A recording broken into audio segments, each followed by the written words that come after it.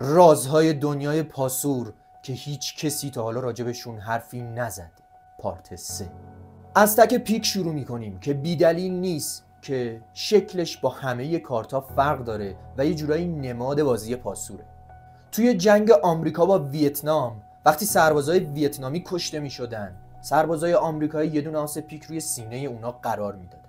این کارو برای نشون دادن قدرت خودشون انجام میدادن و یه جورایی روحیه دشمن رو تضعیف میکردن و یه جورایی از اینجا به بعد آس پیک به فرشته مرگ معروف شد.